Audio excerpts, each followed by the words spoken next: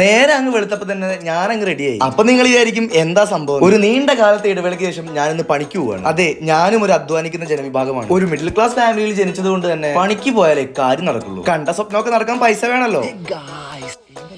പണിസ്ഥലത്ത് ആയതുകൊണ്ട് തന്നെ വീട്ടുകാർ കേൾക്കാണ്ട് ഞാൻ നൈസായിട്ട് ഇൻട്രോ അങ്ങ് എടുത്തു. എന്നിട്ട് നേരെ പണി തുടങ്ങി. കുറച്ചധികം കാലങ്ങൾക്ക് ശേഷമാണ് ഞാൻ പണിക്ക് വന്നേക്കണത്. കുറെ കാലത്തിന് ശേഷമല്ലേ ഇന്നൊരു പൊളി പൊളിക്കണം എന്ന് വിചാരിച്ചു നിന്നപ്പോഴാണ്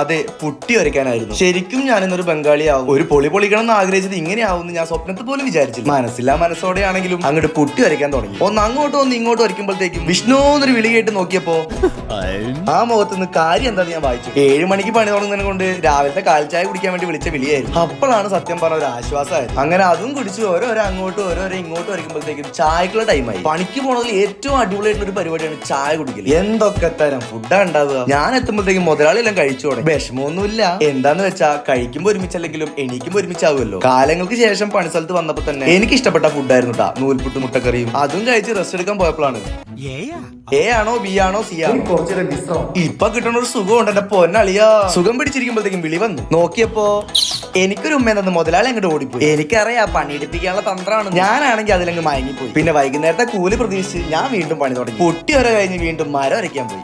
തന്നെ ഒരച്ചരച്ച് ബോറടിച്ചപ്പോ ഞാൻ ഓരോ സ്റ്റെപ്പൊക്കെ ഇട്ടങ്ങോട്ട് ചില്ല. ഒരേ നിപ്പ് നിന്ന് ഇങ്ങനെ വരയ്ക്കല്ലേ, കുറച്ച് സ്റ്റെപ്പൊക്കെ ഇട്ടങ്ങോട്ട് ഓണാവാലോ. ഏത് മൂഡ്? Dance mood. അങ്ങനെ പണി കഴിഞ്ഞ് മൊത്തം ഒന്ന് ക്ലീൻ ആക്കി ഇറങ്ങി നോക്കിയപ്പോ 4 മണിക്ക് സ്കൂൾ വിട്ട പോലെ മുതലാളി ഓടിച്ചാടി വരണം. ഇത് കാണുമ്പോ ഇവൻ മണ്ടന എന്ന് തോന്നിപ്പോയെങ്കിലും കുട്ടികളുടെ മനസ്സാ.